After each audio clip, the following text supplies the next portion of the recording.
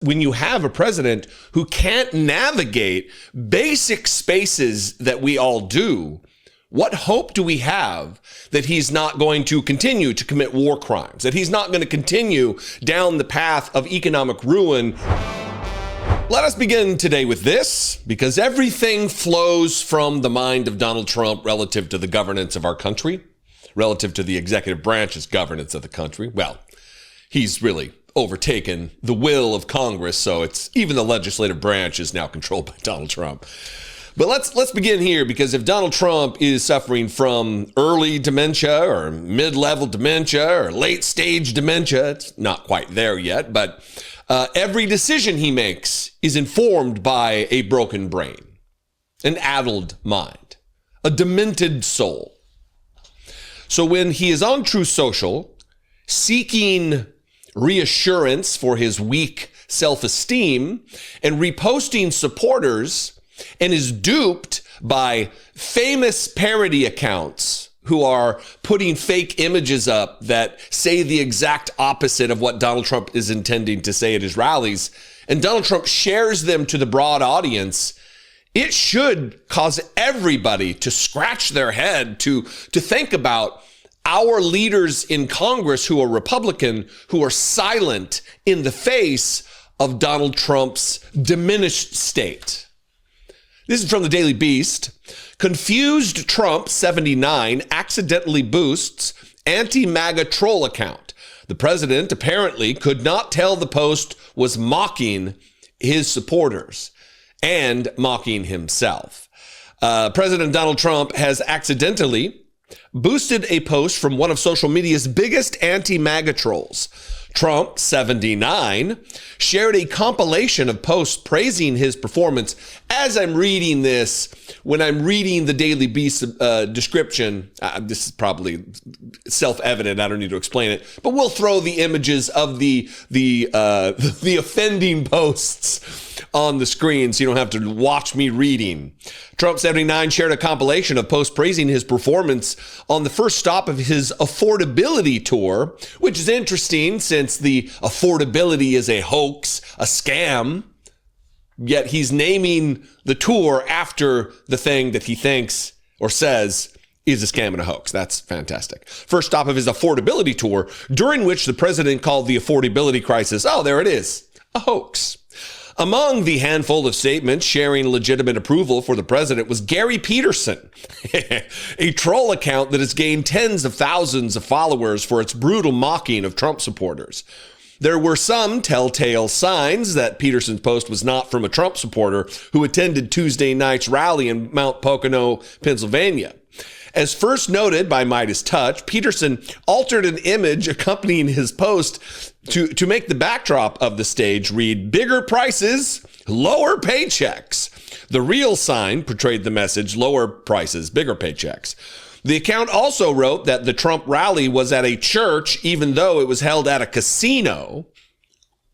I mean, I didn't even know that, but that is just, wow. I mean, that is just a metaphor for the Donald Trump administration, for his hijacking of the Republican Party, a party that purports to be the party of Christian values, of family values, and he's hosting rallies at casinos. Man, that is a tasty little nugget, is it not? The post also did not make much sense as written. Clearly mocking MAGA supporters, Peterson wrote, quote, "President Trump's rally at Mount Pocono Church shows an inspiring message that American is winning, all thanks to the Trump effect." In reality, there appeared to be much more blowback for Trump's dismissal of rising costs at the rally, despite polls showing he is bleeding support from independents over his failure to lower everyday prices. Trump, who Forbes estimates is now worth, they say worth, but we need to add the now in there, is now worth $6.4 billion, has continued to insist there is no affordability issue. Perhaps that is why Trump and his team had to settle for a post like Peterson's to try to spin the president's weeknight rambling into a success. Spending any time on Peterson's profile, which has 64,000 followers and claims in its bio to be the account of a patriotic mall Santa, quickly reveals that it is a parody. Now, look, I don't know what's going on here. Is Donald Trump just quickly, aggressively, frenetically looking for any posts on True Social that he can share, or on Twitter to then share as an image on Truth Social? Because Truth Social just it's a ghost town over there. It's just conspiracy theorists who are champing at the bit to get any interaction with Donald Trump at all. These are the QAnon. These are the true believers in Donald Trump as their cult leader, that anything he says goes. He is rock solid, believable, has a command of the facts. They are the most dim-witted of MAGA supporters. And that should tell you something, that they are the most. Final paragraph here.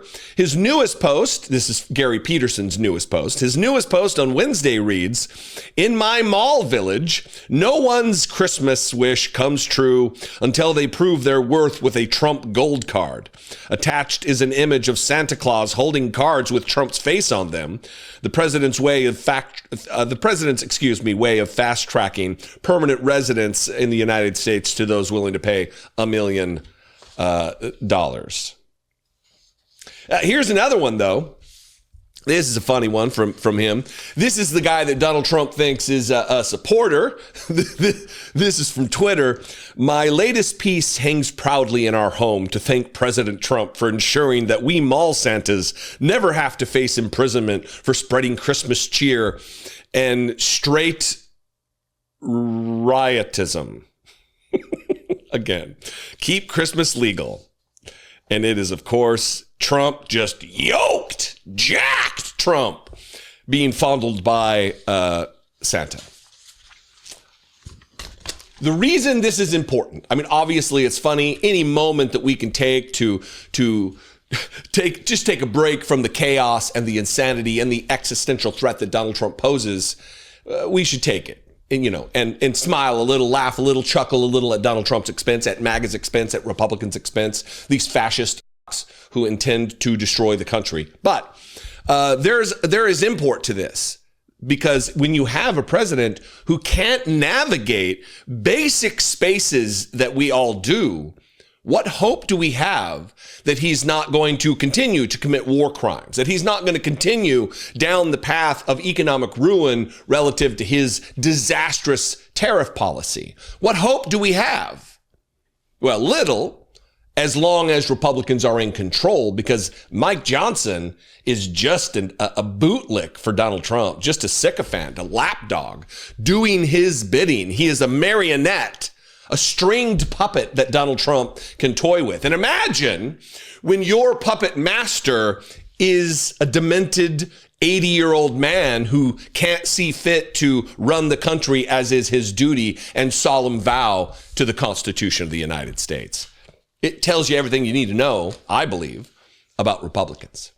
Anyway, what do you think? I would appreciate your feedback here. And Congress sees fit to demolish Black Lives Matter Plaza and then erect a memorial to a racist Christian nationalist bigot who hated, by all accounts, black folks.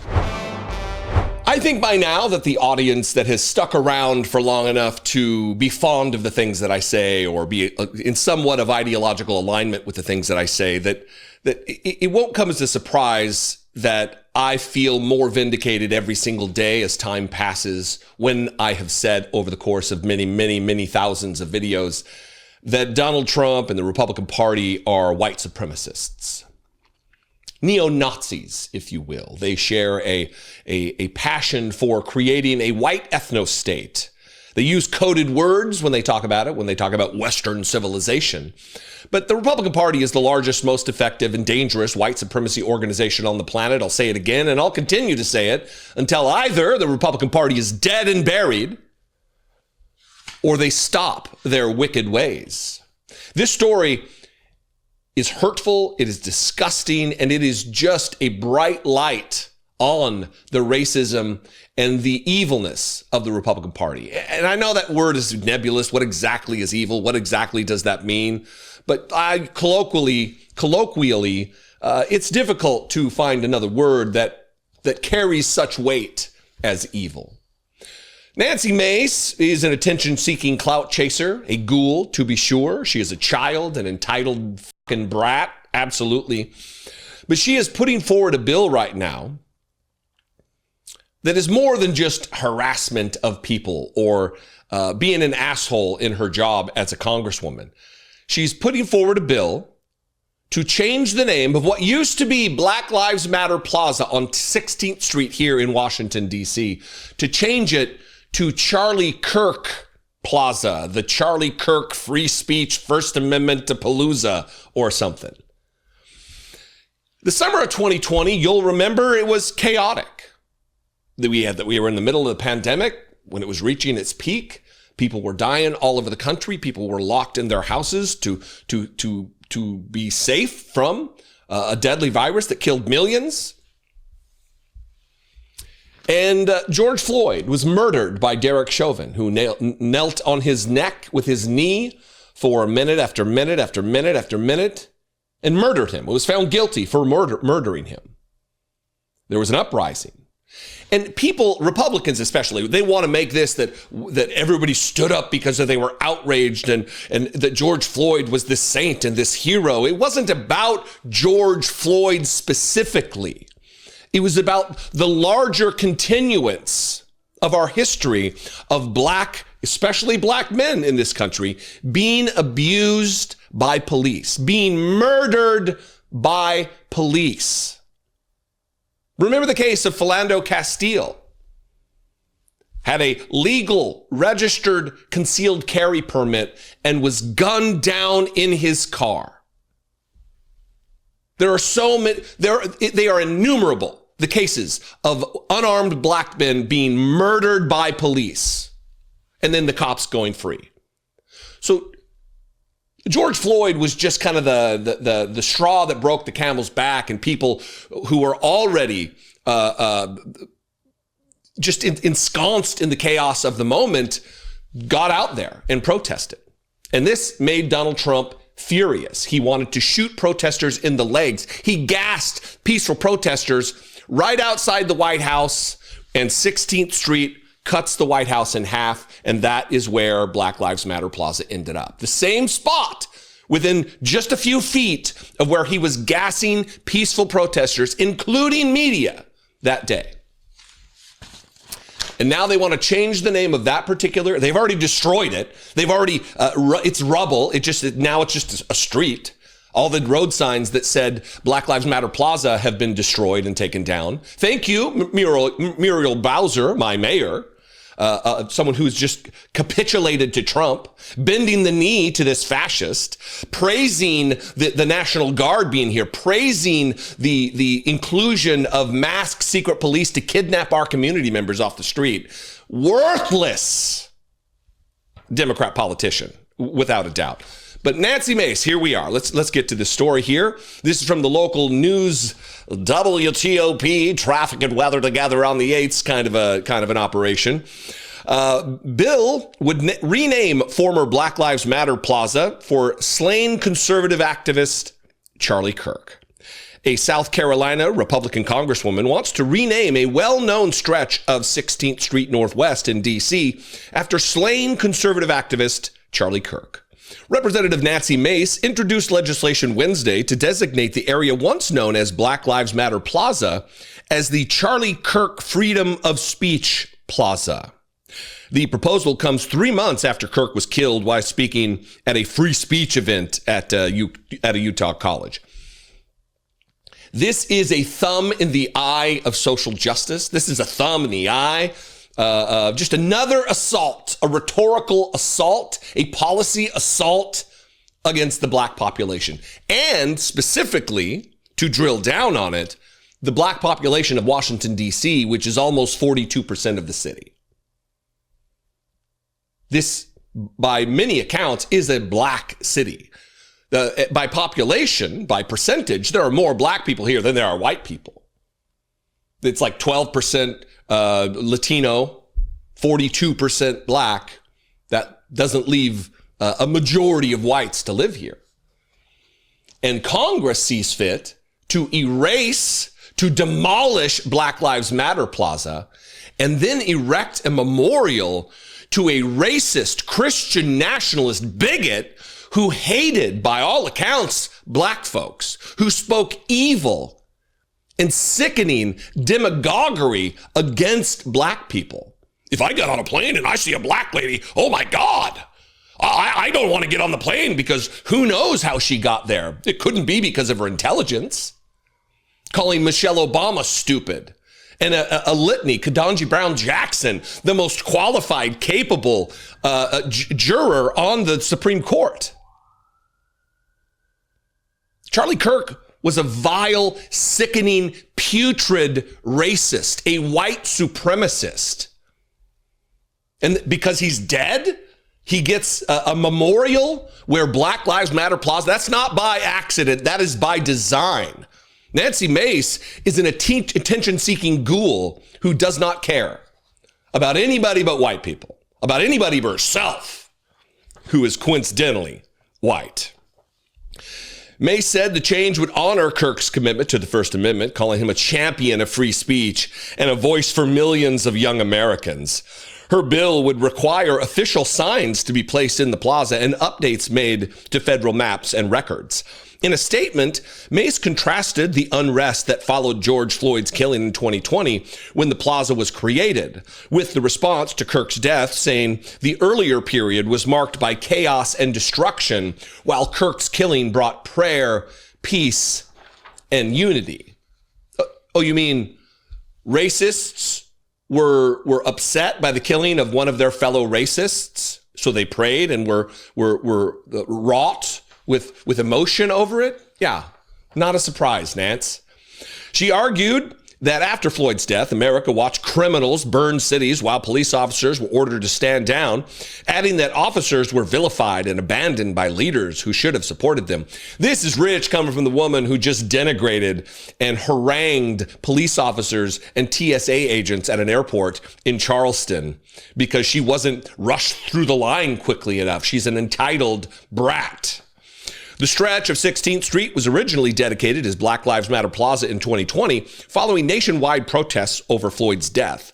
Earlier this year, the city removed the mural because the mayor is a knee-bending coward to Donald Trump, who feigns like she has the best interests of the city in mind, but has never seen a contribution from a PAC she didn't love, loves corporations gobbling up the houses in the city. She's a disaster of a leader.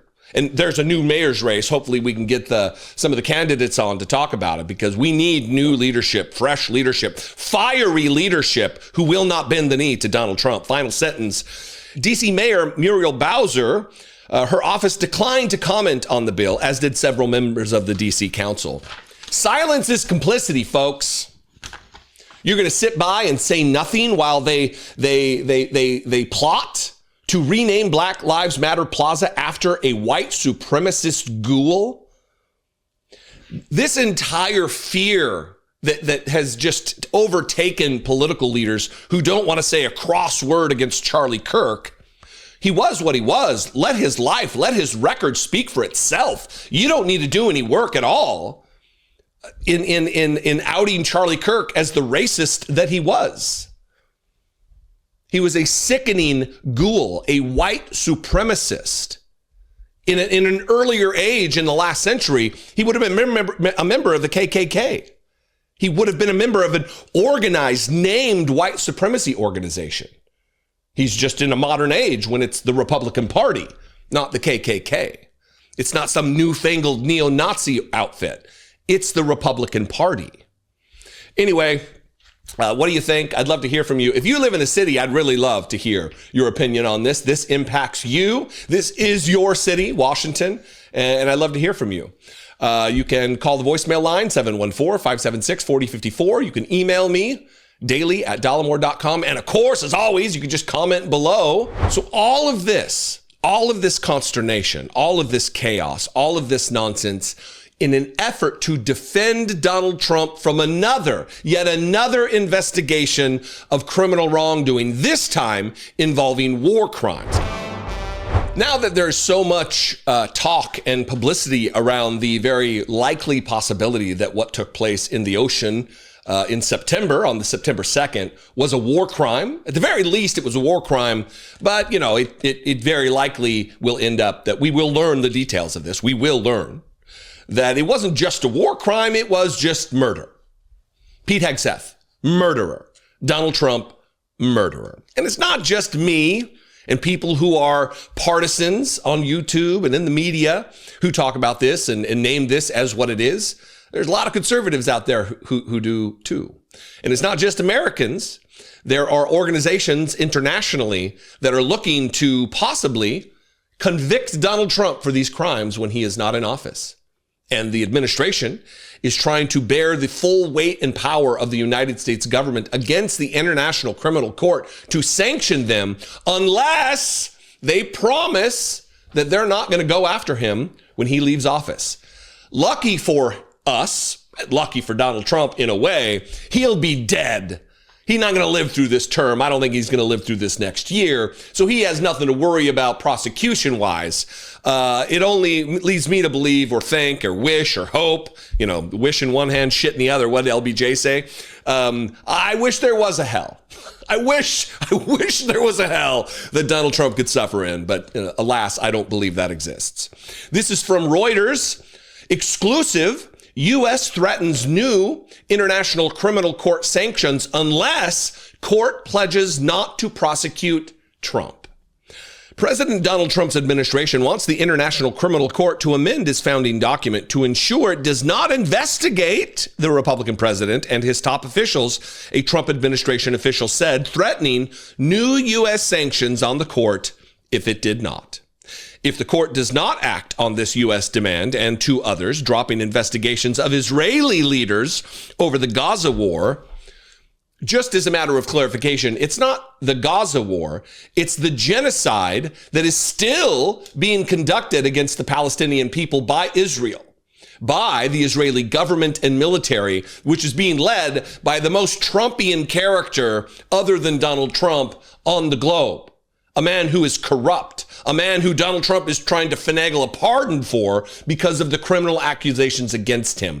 And some of those accusations should be genocide, the starvation of thousands and thousands of children, the murder, the targeting, the malicious intent. It's genocide.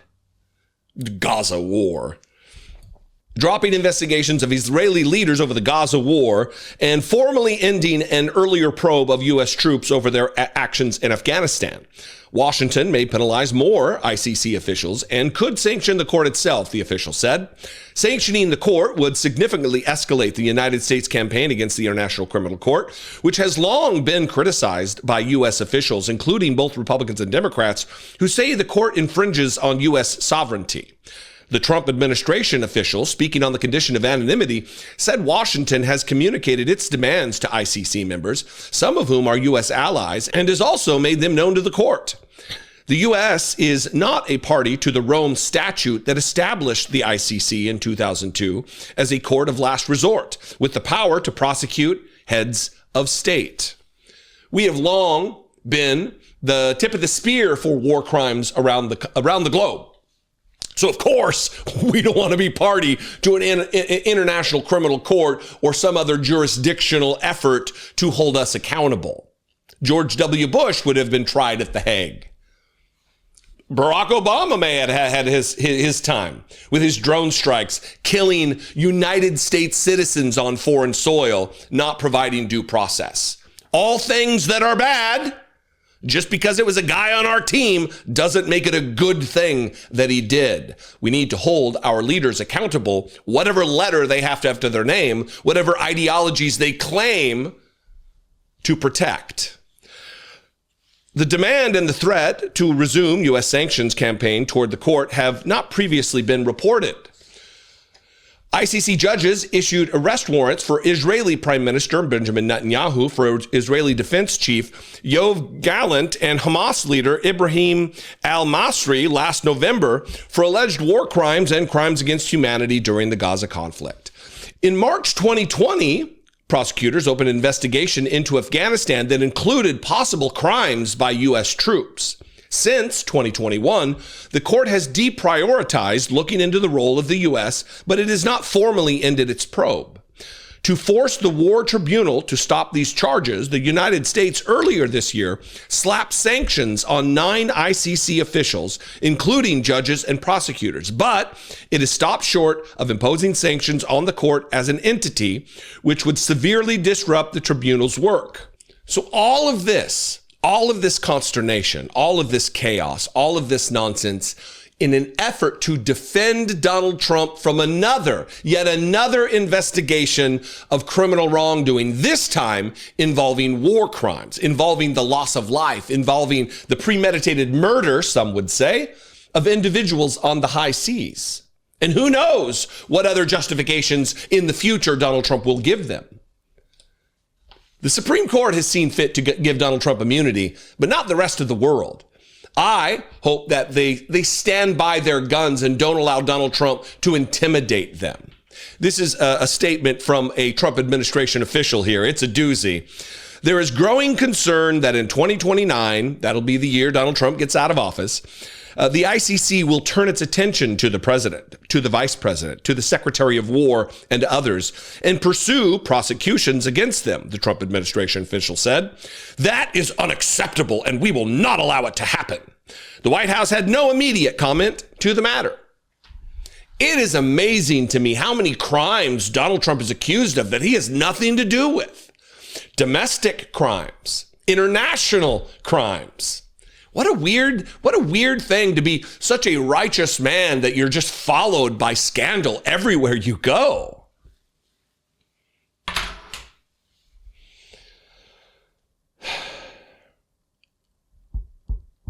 What do you think? That's it. I'll get myself in trouble. What do you think? I invite you to this conversation. Let's have it in the comments below the video, wherever you're watching. If you're on YouTube, like it and follow the Dollemore Daily Facebook page, please. I would appreciate it very much. We're trying to grow that over there. We need the truth in native form on Facebook. These videos to be able to be shared so your racist Uncle Gary can have a little truth in his timeline. You can also comment below the video on YouTube. I'd appreciate it very much. Subscribe over there as well. Because of sources and methods, what the trained eye can detect from these videos may reveal sources and methods that would imperil those troops. So let's stay on this topic of the September 2nd strike on a boat that the Donald Trump administration alleges, with no evidence, with no proof, with no due process, alleges was drug dealers. And even if it were drug dealers that were murdered on the high seas, that is a crime that should be dealt with using due process, using an investigation, using an indictment, using an arrest, using a trial, using a sentencing after a guilty verdict. That's how crimes are dealt with, not with murder. Not with extrajudicial killing on the high seas, not with utilizing the United States military to commit in wartime what would be considered a war crime. And Rick Crawford is the chairman of the House Intel Committee, who is now lending his voice to the cacophony of morons who are attempting to give justification for why we don't need to see the video of the second strike that led to these war crime allegations. The first strike, totally fine. You can see that. But the second strike that is actually the controversial one, the more controversial, they're both controversial because both need there's no due process for any of this. It's just extrajudicial killing. But when there are wounded individuals clinging to life on the fiery wreckage of a ship, you don't get to just shoot them, even if it was war, but it's not. And Rick Crawford is giving asshole justifications for why the second strike video, we can't release it. It would endanger national security. The first strike didn't endanger national security. Whoa, that second one would. Watch dipshit, who is the Republican Party sees fit to put him in a very important position as the chairman of the House Intelligence Committee. Pressure is growing on the administration to release the unedited video of the first strike on the alleged drug boat off the coast of Venezuela. Several Republicans are joining Democrats calling on its release. Trump has said it's up to Hegseth to decide whether to release it. This is a reversal of sorts. He first said it should be made public. What did Hegseth tell you in the briefing? Are you confident that he will release this, as so many in Congress want him to? Well, I think what we have to do is understand first, I don't think we should release the unedited video. And that is to say that, look, there are some sources and methods that, well, because I'm going to explain that. Because of sources and methods, what the trained eye can detect from these videos may reveal sources and methods that would imperil those troops that are undertaking this action. So they have to make sure that what they do release passes the standards of classification review that don't reveal sources and methods that could imperil those actions and those individuals carrying out those orders. Okay. So can we produce a video and release that to folks that satisfy their curiosity about the legality of those strikes? Probably so, but it's not going to happen overnight without a thorough review that protects sources and methods. Sources and methods, that's what they always say. That's their catch-all. That's their go-to. Sources and methods, sources and methods. A trained eye would be able to see the sources and methods. We don't want that. Apparently, those same sources and methods weren't used in the first strike video that was released publicly when Donald Trump and Pete Hegseth wanted to promote their activities, when they wanted some clout chasing and some attention seeking and to thump their chests as the brave, bold warriors that they are. No sources and methods in that one, right? Only in the second strike would there be sources and methods. The real reason is they don't want the horrors of what they have done to be known to the American people and to the world. So the aforementioned International Criminal Court would have justification to try Donald Trump as a war criminal, and the world could see him hanged for his crimes. What a sight that would be. Huh? Wouldn't it? Anyway, Ruben Gallego, former, also fellow United States Marine, brother in arms, a middle-of-the-road Democrat, if there ever was one. This guy's not some fiery leftist. He's not some radical left lunatic that Donald Trump would say. He says problematic shit all the time. He is very much middle of the road. He's one of these guys that wants to see masculinity come back to the Democratic Party. He's a dum-dum in many, many ways. But he knows combat.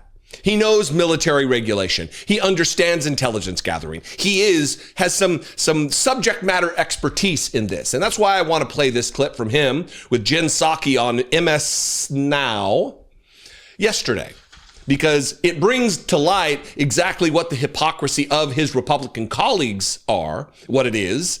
And he highlights it using, again, his expertise in this area. This administration, since they started striking these boats illegally from day one, has been very happy to show their snuff films every time they took out one of these boats. Yeah. Now, suddenly, they're willing to show the first hit on the boat, but they're not willing to show the second hit on the boat. Why is that? There's nothing that you're showing the second hit that is, showing any types of leads about our intel or anything else like that. What they're afraid of is that the American public is going to see that the U.S. military killed two men that had surrendered. And it is against the core of the American identity that we are those people. And the fact is, this administration, led by Hegseth and by Donald Trump, were willing to do that. So that's why they're covering it up right now. They're trying to move it on. And the fact that, our, Republican colleagues were at first showing some level of courage, I think for them, they knew they were always going to give. They just wanted to show that they were at least a little independent. But at the end of the day, they were always going to hide this because they are not willing to stand up to this administration. But the moment this video comes out, the American public is going to be disgusted because that's not what America is. I agree. It's not a rare moment for me to agree with Ruben Gallego, but he's correct. The administration did their media publicity tour, declassifying these images because it looks cinematic. It looks like a video game. It looks like what all of the children who play Call of Duty that they see. It looks like that. They feel like badasses, like this is some kind of a Mission Impossible situation. Like, it's the same deal with when you see Hegseth in his stupid videos that he posts from his office, or having drones deliver messages to him, or him out on the tarmac. It's always shot in like the cinematic 24 frames per second to look like he's in some kind of an action star, to look like he's a movie star. Everything is about optics, and this is by design. It's the same deal with the dipshit commercials that these warlike urban warfare commercials that the Homeland Security Department puts out with the Ice Barbie, Kristi Noem. It was okay for that purpose, for the promotion of your, to prove to the American people just what a badass you are, Pete Hegseth, this skinny leg little clown. But when allegations of war crimes come, then it's, we can't do that. Sources and methods, no, national security. The guy who shares war plans on unsecure, unauthorized message apps from a phone that he's not even authorized to communicate top secret details is now concerned about national security and sources and methods. Got it. Gotcha, Pete. Fantastic. Locked in. I'm with you, brother. Oh, nothing to see here. Fucking moron. Anyway, what else is there to say? I'll leave it to you in the comments. You can talk about it there. Fascist dictators and thugs love to erect statues of themselves and name state-related government institutions and organizations after themselves and put their faces on currency to convey power, dominance, and total control. Donald Trump is doing this very same thing right now, taking his place alongside other such garbage humans like the Kims in North Korea, Iraq, Saddam Hussein, Bashar al-Assad of Syria, Muammar Gaddafi of Libya, and many others. You may think this is an exaggeration to say that, but it's not. Here are just a few of the things that Donald Trump has done since taking office or is doing to prove me right. Are you ready? Here we go. Almost immediately upon taking office a second time, Trump started hanging giant banners of himself on government buildings with his face on them. And his sycophant partners in fascism at the Heritage Foundation saw fit to do the same. Trump has illegally redesigned our National Park Service park entry cards to have his face on them. He's replaced Martin Luther King Jr. Day and Juneteenth, with their both federal holidays, with his own birthday as a free entry day into our nation's national parks. And speaking of his toddler-like affection for his own birthday, remember his big birthday parade?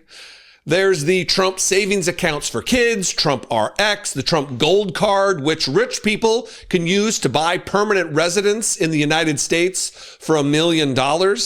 A bill has been introduced by Trump lapdog Republicans to rename Dulles International Airport after Trump. He's renamed the Institute of Peace the Donald J. Trump Institute of Peace, even as war crimes allegations swirl around him and Pete Hegseth. He wants the new Washington Commanders NFL Stadium named after himself. He wants to rename the Kennedy Center after himself. And there's a move afoot to illegally engrave his heavily make-upped face onto our American currency.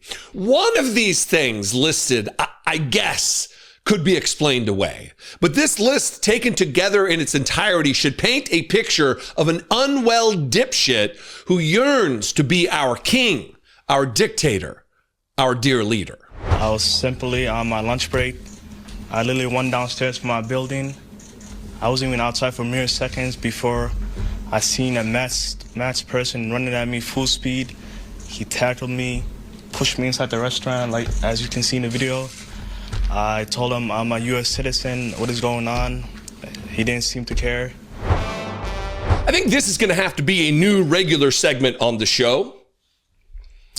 The other day, a couple months ago, when the Supreme Court heard that the case that Donald Trump brought to them about whether or not they're able to detain and harass and arrest and question people without due process, the Supreme Court ruled, and Brett Kavanaugh talked about it, that U.S. citizens, they won't have anything to worry about. Police are going to do their jobs professionally. And yeah, they can stop you and ask you a couple questions if you're brown, if you're speaking Spanish, or if your accent isn't quite like Brett Kavanaugh's, or mine for that matter.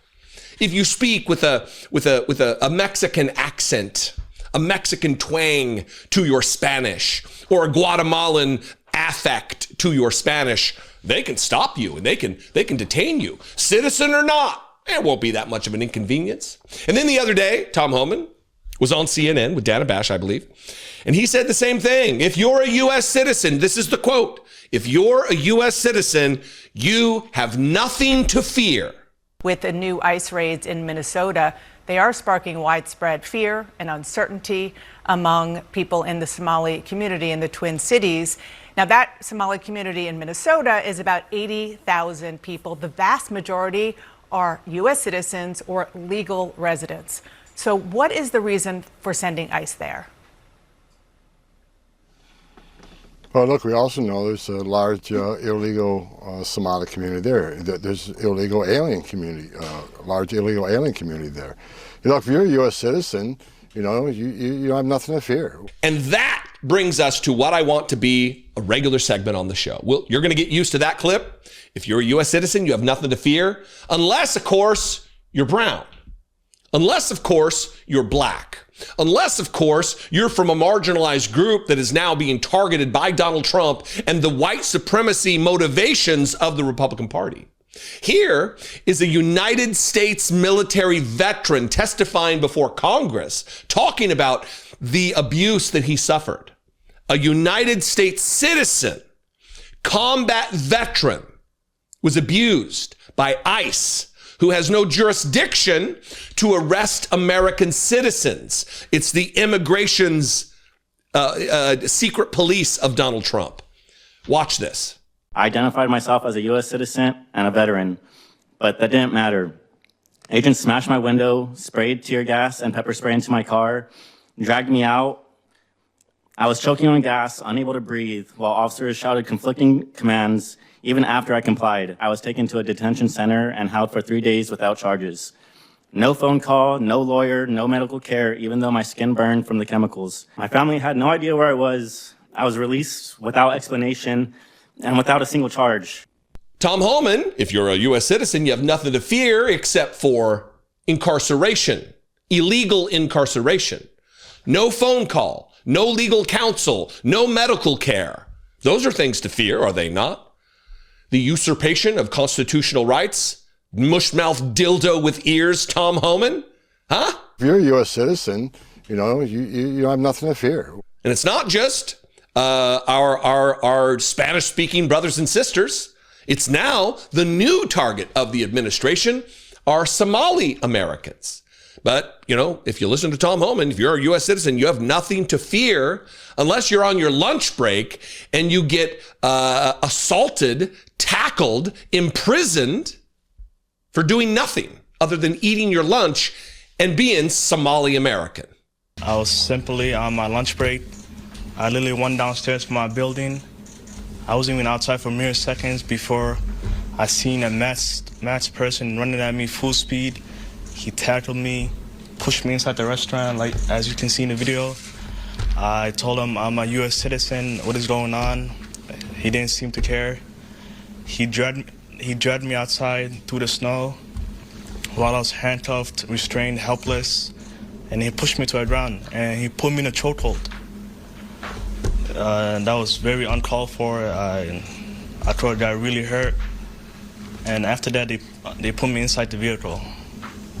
And they asked me, we have to verify if you're a U.S. citizen because I believe you're an illegal citizen because you ran from me. But as you can see in the videos that will be released, I'm simply just standing still.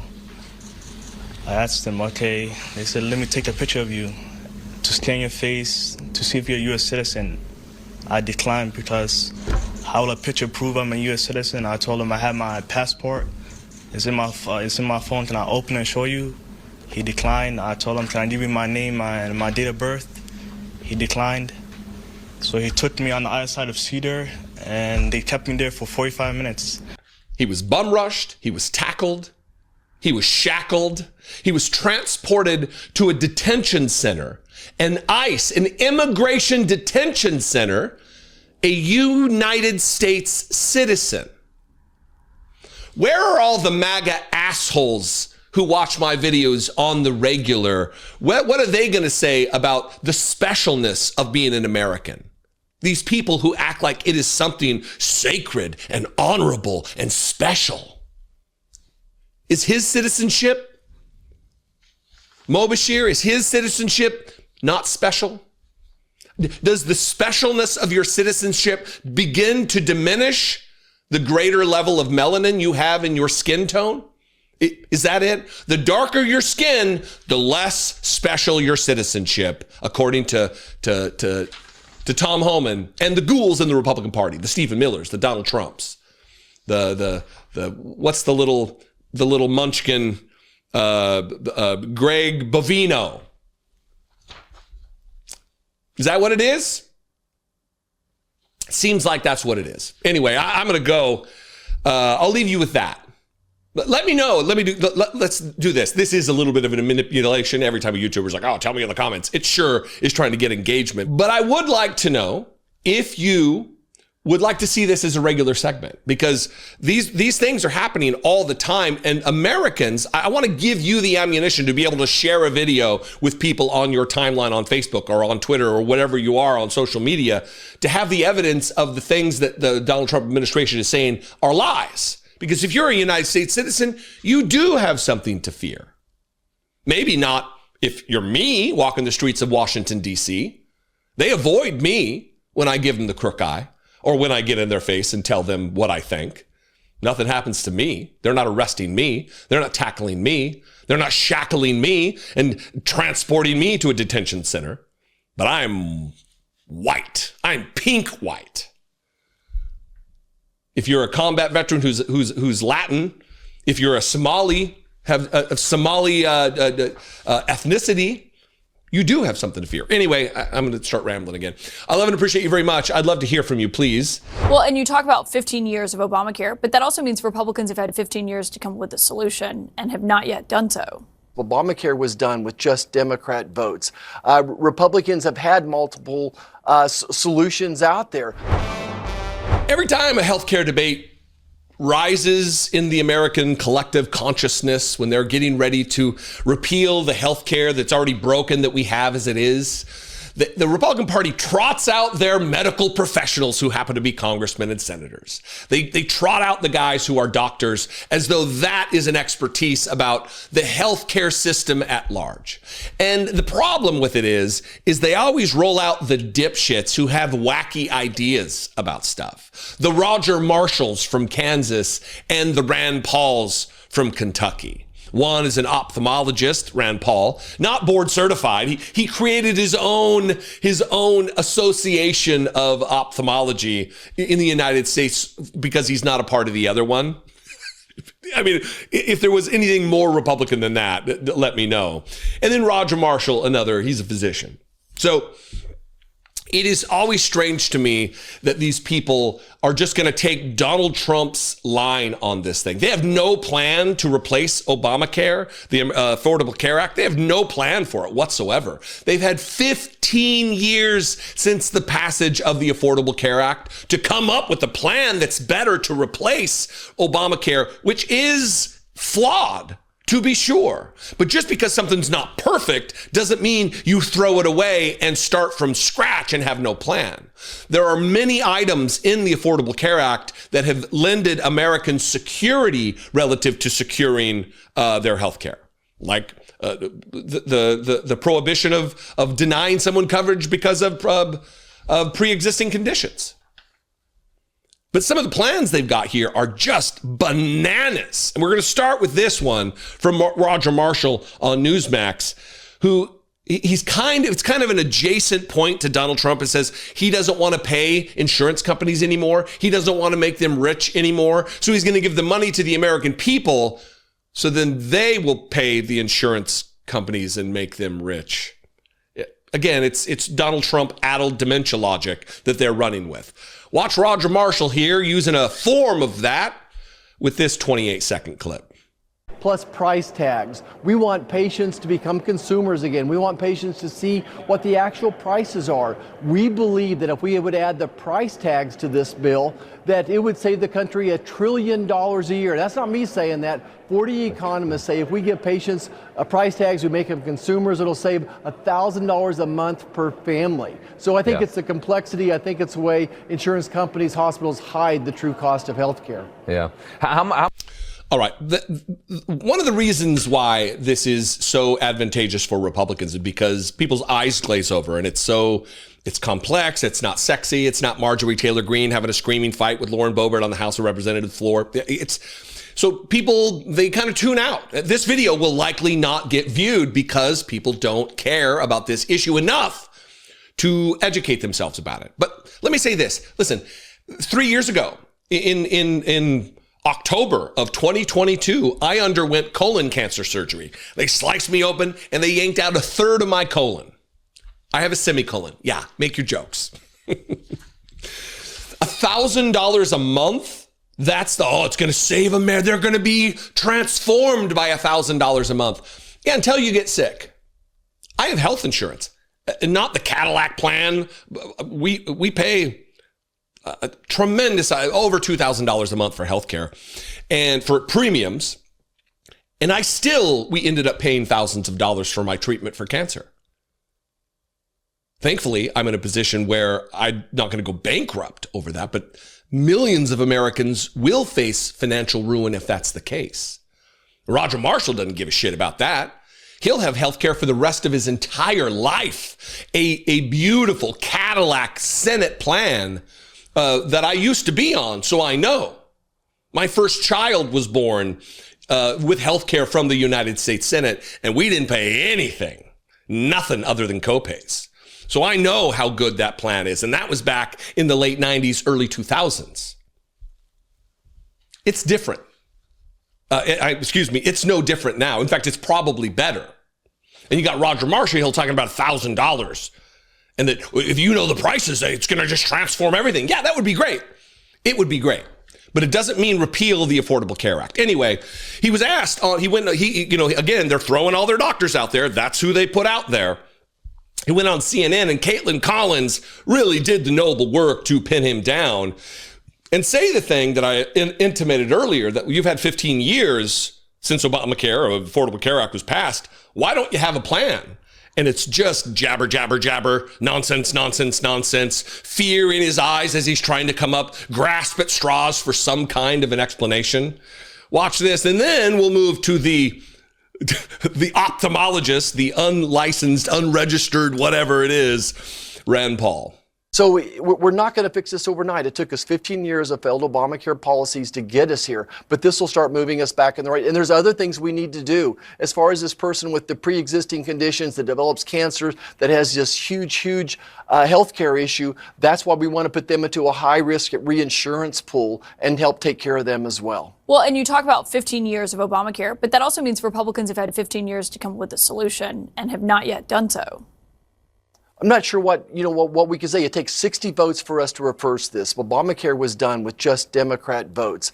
Republicans have had multiple solutions out there. But again, this is a hard problem to tackle. I can't change the past. Here we are. Let's be pragmatic today. Let's go forward with our bill, which is going to drive the cost of health care down. So basically, no solution yet for tomorrow. You say you're working on it. Do you believe the premiums will expire by the end of the month? There's not going to be a solution before then? I think the premiums expire. We do have a solution, but I need to find 60 votes to vote yes on it. So you think they do expire? 15 years Republicans have had to come up with a solution, with a replacement, with a healthcare plan of their own, and they haven't done it. And they're not going to do it. Donald Trump was in office for 4 years, and every other week he was saying 2 more weeks, in 2 weeks, in 2 weeks, in 2 weeks. The summer of the campaign in 2020, when he sat out on the patio at the White House with Chris Wallace, all sweaty and freakish, he was saying 2 weeks. In 2020, he's still saying 2 weeks. They don't have a plan. They're not going to have a plan, mainly because they don't care. These people are millionaires, multimillionaires who are covered by government health care, including Rand Paul, who maybe has the wildest ideas out of all of these assholes. Watch him. Basically, I legalized the ability to buy insurance across state lines through a co-op. Right. So if people want to join Costco, and 44 million people are members of Costco, one person negotiates for them, and they get one enormous group plan. They become the largest group plan in America. They will have more leverage to bring down prices than the biggest businesses in America. And all it takes is legalizing, letting it happen. The second thing my plan would do is let everybody have a health savings account. I don't think it's fair that only 10% of us have a health savings account. All three of my kids had braces. We paid for it with pre-tax money out of my health savings account. It's a big savings. Everybody in America should get that. Why would you limit that to only certain insurance products? And I would let you buy gym memberships, diet plans, exercise equipment, all out of your HSA, because America needs to get up and move. We need exercise. We need less food, more exercise, and health savings accounts could help this come about. You know. All right, Rand. Listen, multimillionaire Rand Paul. Not everybody, in fact, few people have the money to save to put into a health savings account. And then when you don't have health insurance, but you have a health savings account, what happens when you get colon cancer, brother? What do? We've been able to scrape together $1,500 to put into the tax before payroll taxes savings account, health savings account. What are you going to do when you get cancer? What are you going to do when you get some other ailment that costs what healthcare costs in this country? What's your savings account going to do? We need less food and more exercise. Great. How does that help me pay when I'm sick? Rand Paul, how does it help? Mr. Vaccine Skeptic, anti-Fauci fucking dipshit? How does it help? You don't help, you hurt. You are representing the interest of millionaires and billionaires, not the interest of average, everyday working class Americans, and certainly not the poor. This is the Republican Party. This is the best they have to offer. If they had better ideas, better representatives, they would put them out there. The fact that they don't tells you everything you need to know. What do you think? I would like to know some other things that I need to know. I'm going to you. You can comment below. You can also call the voicemail line, 714-576-4054. And of course, as always, you can email me, daily@dollemore.com. Come for me, Rand Paul stans, Roger Marshall fans. I don't expect to hear from anyone. Those people are the worst, and even their constituents know it. Let me know what you think. I love you very much. Thanks for your engagement. I'll see you next time. Be genuine and take care of one another. He knows that he forgets things and he rambles and meanders and he gets frustrated and angry because he can't deal with the world like he used to be able to. He knows. I've talked many times about when Donald Trump is insecure about his cognition or people's perception of his cognition, he freaks out. And in this case, he brings it to a new level, which is threats, threatening mainstream corporate media outlets and others, which I think means people like me, not me specifically, but after having had Donald Trump block me on Twitter a few years ago, it certainly gives me a little pause. Unafraid, we will march forward, reading from Donald Trump's insane tweet, the likes of which no president could ever conceive of sending, relative to squelching the First Amendment of the Constitution of these United States of America. This is the same individual who has on the White House website right now a veritable media hit list, a searchable database of journalists Donald Trump disapproves of, taking up space on a government website, an absolute assault on the First Amendment and the independency of our journalists in this country. This is what he wrote, which, by the way, is really just taking a page out of Charlie Kirk's Turning Point USA playbook, where they have a hit list of professors, a watch list of professors. This is from Donald Trump last night at 9:11 p.m. There has never been a president that has worked as hard as me. My hours says the sleepy president. My hours are the longest. Apparently, there's more hours in a day in Donald Trump's universe than there was during George Washington's time. My hours are the longest, and my results are among the best. I've stopped 8 wars, capitalized for some reason, saving many millions of lives in the process. Created the greatest economy, capitalized, so you know he's serious about it, in the history of our country. I'll stop with making fun of the capitalization, but, you know, it's very difficult. Greatest economy in the history of our country, brought business back into the United States at levels never seen before, rebuilt our military, created the largest tax cuts and regulation cuts ever, closed our open and very dangerous southern border when previous administrations were unable to do so, and created an aura around the United States of America that has led every country in the world to respect us more than ever before.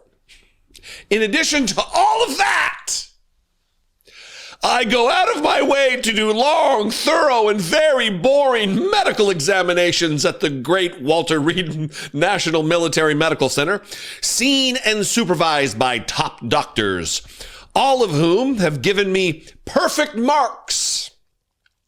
Some have even said that they have never seen such strong results. I can just hear David Pakman getting months and months of traction out of this with the strong and from the standpoint of never seen such strong results. I do these tests with a capital T because I owe it to our country with a capital C. In addition to the medical with a capital M, yeah, I'm just going to do it. In addition to the medical with a capital M, I have done something that no other president has done on 3 separate occasions, the last one being recently, by taking what is known as a cognitive exam, something which few people would be able to do very well, including, by the way, let's just put this up on the side, just cover me, I guess, with what the cognitive test is that he took. You know, identifying the duck and the tiger and the horse. No president would be willing to try to identify these line drawings of animals. Only Donald Trump, the veritable genius, the stable genius, the brilliant mind of Donald Trump, he could only ascertain what this is. He could connect the dots. Oh, look out, everybody. Donald Trump aced it. He connected the dots on this test that is administered to people with failing memory and diminished cognition to ascertain exactly what problem they have, how far gone their brain is. And our soft, smooth-brained moron of a president wants you to believe this is like the SAT or the GRE. Just keep it up on screen here, both of them. Aced all 3 of them in front of large numbers of doctors and experts, most of whom I do not know. I have been told that few people have been able to ace this examination that you see on screen. And in fact, most do very poorly, which is why many other presidents have decided not to take it at all. Despite all of this, the time and work involved, the New York Times and some others, read in there Jesse Dollemore, I guess. Yeah, I can self-aggrandize a little bit, no? Come on now. And some others like to pretend that I am slowing up, am maybe not as sharp as I once was, or am in poor physical health, knowing that it is not true. And knowing that I work very hard, probably harder than I have ever worked before. I know it seems like you're working hard. It's because your body is diminished. Your cognition is diminished. So it seems like it's harder, but it's not. You're slipping. You are a shadow of your former self, which was a shadow of what a normal person is already. I work very hard, probably harder than I ever worked before. I will know I am slowing up, but it's not now. After all of the work I have done with medical exams, cognitive exams, and everything else, I actually believe, he actually believes, it is seditious, perhaps even treasonous for the New York Times and others and others, self-aggrandizement here, my moment, to consistently do fake reports in order to libel and demean me, the President of the United States. I don't know why that's in quotes. You are the President of the United States. Why are you putting the fact that you're President of the United States in quotes, you fucking moron? You weak-brained idiot, you dolt, you piece of driftwood that just floated up onto shore and we glued some fucking googly eyes to it. You are the president. It's not needed to be in quotes. They are true enemies of the people, and we should do something about it, says the man with a veritable hit list on the White House website. They have inaccurately reported all of my election results. In fact, we're forced to apologize on much of what they wrote. The best thing that could happen to this country with a capital C would be if the New York Times would cease publication because they are a horrible, biased, and untruthful source of information. Thank you for your attention to this matter. Make America great again, says Donald Trump. Remember how many years ago it was, over 10 years now, that Donald Trump has been calling the New York Times the failing New York Times. When are they going to fail, Donald Trump? Is it going to be when you finally don't ace this insanely difficult test? Read list of words. Subject must repeat them. What are the list of words? Leg, cotton, school, tomato, white. He repeated them, and he got them right. He aced this. No other president would be able to repeat these words, leg, cotton, school, tomato, white, or man, woman, camera, whatever. Look, he's feeling bad because he feels insecure. He knows that he is losing a step or three. He knows that his cognition isn't great. He knows that he forgets things and he rambles and meanders and he gets frustrated and angry because he can't deal with the world like he used to be able to. He knows. That's why he's posting long, meandering, wild, threatening posts about do not talk about the dear leader's cognition. Do not talk about the 80-year-old's failing health. Do not talk about the makeup and then a Band-Aid and then more makeup on the hand. Don't talk about the fact that he struggles to walk up a slight incline while out there with his grandson. Don't talk about it because it's treasonous. It is what a traitor to the country, to the Constitution would do to talk about Donald Trump that way. Unfortunately for Donald Trump, it's only ass-lick Republicans who believe like this, who think it is treason to talk bad about the President of the United States. Anyway, what do you think? I welcome you to this conversation. We can have it in the comments below the video, wherever you're watching it. This can't simply be him trying to erase history because these documents, they're not going to be deleted. They're not going to be erased. They're not going to be suppressed forever. But maybe it's just while he's alive, he doesn't want people to know the truth.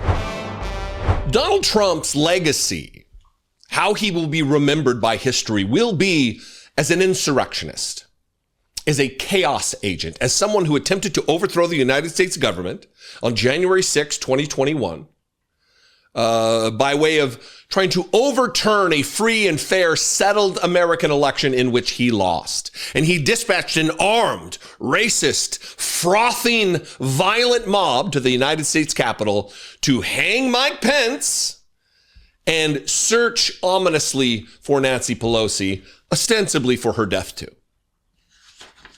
These are the facts. This is the historical record. We all witnessed it.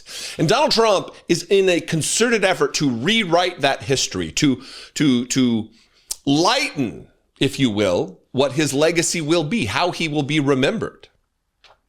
And he's going as far as to personally hide January 6 documents in order that injured Capitol police officers and metropolitan Washington, D.C. police officers do not get the justice they deserve. People who were injured in that violent mob insurrection at the United States Capitol. He's personally intervening to see that January 6 documents are not made public, which is an effort to cloud the record, the history of that day. Here's the headline from the New Republic. Trump personally intervenes to block release of January 6 documents. Donald Trump is blocking access in a lawsuit brought by police officers injured in the January 6 riot. Not a riot, New Republic. It was an insurrection. The Department of Justice has confirmed that President Donald Trump blocked the release of more than 4,100 documents related to the deadly riot on January 6th. I'm going to try to correct this in real time and replace the word riot with insurrection, because this is incorrect.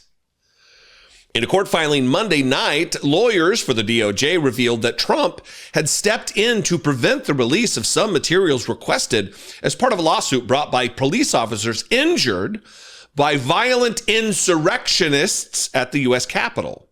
The materials were originally subpoenaed from the National Archives and Records Administration in February. The filing included the December 1st memo signed by Trump, which claimed the subpoena had requested an extremely broad set of materials and blocked the release of 4,152 documents. Quote, I have determined that the following records are subject to a constitutionally based claim of executive privilege. This privilege helps respect the separation of powers enshrined in the Constitution and the need for the President of the United States to receive candid and confidential advice in decision-making, the memo stated. Well, that is a very accurate depiction and explanation of what executive privilege is, but how does it apply here? How would the release of these documents impinge upon Donald Trump's right to get counsel, to get advice, confidential advice in the course of his decision-making? Or is the matter at hand that he does not want reality to see the light of day? He wants to be able to continue to lie about the Fedsurrection he's having planted not journalists, MAGA activists who are cosplaying as journalists. He has them planted in cabinet meetings to ask questions about the Fedsurrection because he wants to rewrite history. Trump's memo asserted that claiming executive privilege did not waive other privileges, such as that for presidential communications, deliberative process, and attorney-client privilege. White House spokesperson Abigail Jackson released a statement last week confirming that Trump had asserted executive privilege in response to overly broad discovery requests in this case, Politico reported at the time. Look, there are probably other metrics at play here. I would encourage your participation in this conversation. You can comment below. What other elements here are we facing down? This can't simply be him trying to erase history, because these documents, they're not going to be deleted. They're not going to be erased. They're not going to be suppressed forever. But maybe it's just while he's alive, he doesn't want people to know the truth. He knows that his days are numbered on this planet. Again, you don't have Big Mac sauce and turkey gravy coursing through your veins as blood and continue to live much longer than Donald Trump has up to this point. He's not long for this world, and he knows it. So I don't know. But this is the last paragraph here. With this action, Trump is directly blocking a case alleging that he helped to fuel the riot. In a 2022 ruling, U.S. District Court Judge Emmett Mehta, who is overseeing the current case, found that there were indications Trump may have been aware that some of his supporters were armed and had discouraged security checks. We've heard this. We know this. We know, we've seen the testimony. We've heard the testimony from the January 6th Select Committee that Donald Trump was furious that the ellipse was not filled with his supporters. And when they sought answers as to why, it was the fact that people didn't want to walk through the magnetometers with their weapons. And he said, take away the magnetometers. They're not here to hurt me. That might be a paraphrase, but it's a tight paraphrase. That is almost exactly what he said. It is certainly an accurate representation of what he meant when he talked about bring them all in. He's personally intervening in rewriting the history of the attempt to overthrow the United States government, period. What do you think? You can comment below the video wherever you're watching it. And I said, we're going to bring back Christmas. Remember, the radical left wanted to get rid of the word Christmas. I said, I don't think that's going to work out. So Trump took to the Commonwealth of Pennsylvania to give an economic address at a rally. Whenever Donald Trump starts feeling a little down, whenever Donald Trump starts feeling a little bad, he needs a psychic boost. He needs an ego boost, a self-esteem, a jolt to the system. And so he goes out and does a rally. And he surrounds himself with frothing, racist, xenophobic, fear-fueled MAGA crowds. And he did it yesterday too. In this economic address, where he explains to the crowd in this first clip that your kids can go without. They don't need X number of dolls or even X number of pencils. They can have two pencils. Yeah, that's good for them.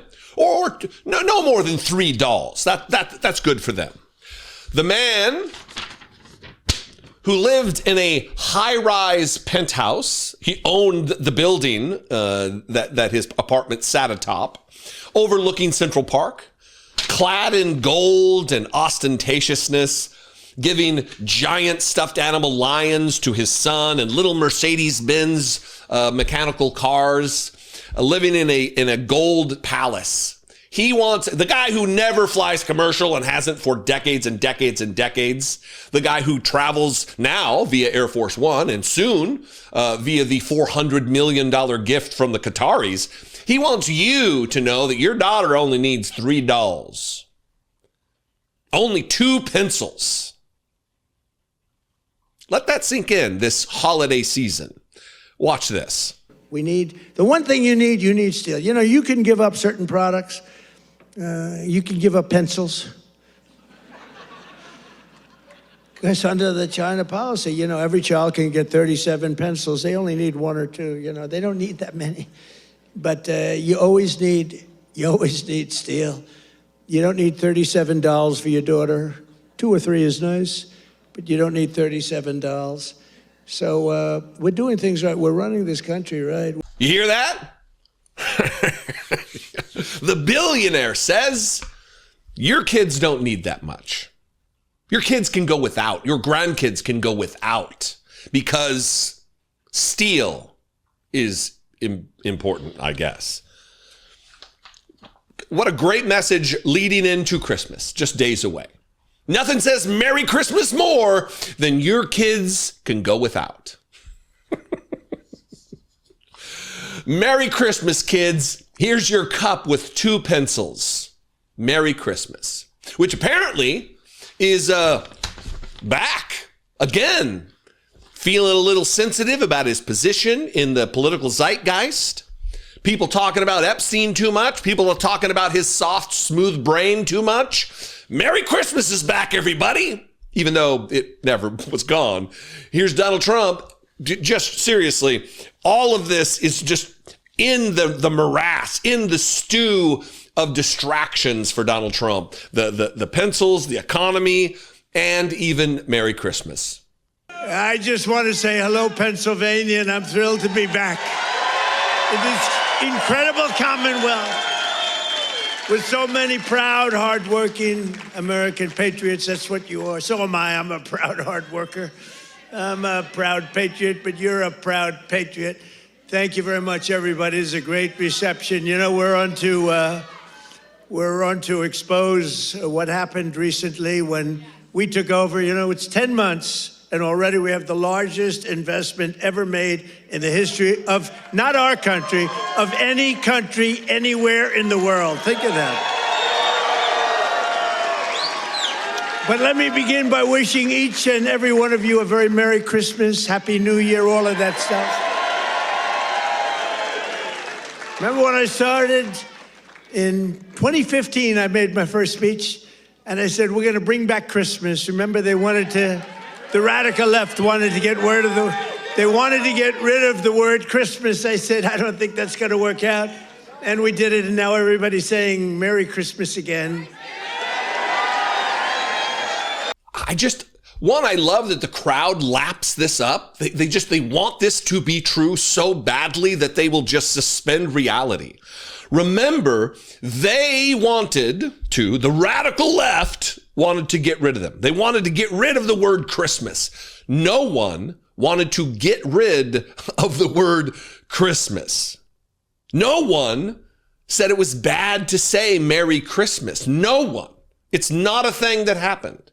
In fact, the most radical left person that Donald Trump can conjure in his brain, of course, is our first black president, Barack Obama. And he famously didn't say Merry Christmas, right? Isn't that it? Or did he say it a whole bunch and all the time because he's a Christian and he celebrates Christmas? This is from a video that I'm going to just play you a really quick mashup of Obama. This is something that we've been talking about certainly since Christmas Eve in 2016, when I posted this video back. Well, you'll notice not a single white hair in my beard at the very end and the beginning of this clip. So it tells you how long ago it was. But watch this. Watch Obama not saying Merry Christmas. Have a very Merry Christmas. We want to say Merry Christmas to everybody. A very, very Merry Christmas and a holiday filled with joy. I want to wish every American a Merry Christmas. Merry Christmas, everybody. Merry Christmas. So Merry Christmas, everyone. Merry Christmas. Merry Christmas, everybody. Merry Christmas. Merry Christmas. Merry Christmas, everybody. Merry Christmas, everybody. Merry Christmas, everybody. Merry Christmas. Merry Christmas. Merry Christmas. Merry Christmas. Merry Christmas. Yeah. So clearly there wasn't a war. It's just so stupid. It is absolutely lunacy because it is just the clearest distraction attempt that could be made, is leaning back into culture war nonsense from a decade ago. From a fucking decade ago. Donald Trump says, we're going to bring Merry Christmas back. We can finally say Merry Christmas, even though the president we'd had for 8 years, year after year after year, Christmas after Christmas after Christmas, holiday season after holiday season after holiday season, said Merry Christmas, y'all. Merry Christmas, Merry Christmas. Here's Obama saying Merry Christmas. It's Merry Christmas. But these people lap it up. These idiots, this frothing crowd that then descended later on into racism, which we'll get to, against the Somali community in Minnesota. This Pennsylvania crowd knows nothing about Minnesota, yet they know they love to hate black people.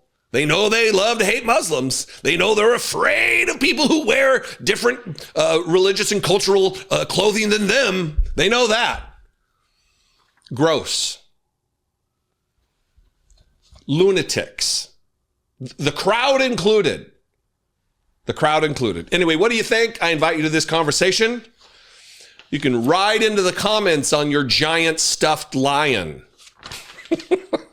He needs the entire list of things and banners around the city and memorials, and he wants a peace prize. He got a soccer prize. I mean, it's pathological at this point. I want to share with you the headline of the article that I want to talk about today. But before I do, I got to thinking last night when preparing for the story that, man, there's a lot of things that when held in a vacuum and just on each individual level, like for instance, Donald Trump hanging banners all over the city with his face on them. It's like, that's one thing. Donald Trump naming Trump RX after himself with a weird website. That could be, that's one thing.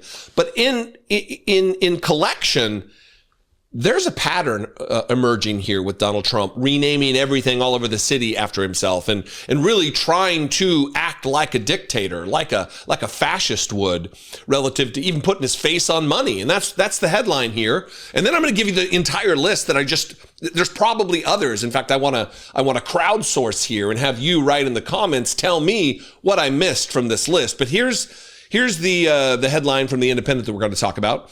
Democrats push to ban Trump's plan to put himself on a new $1 coin.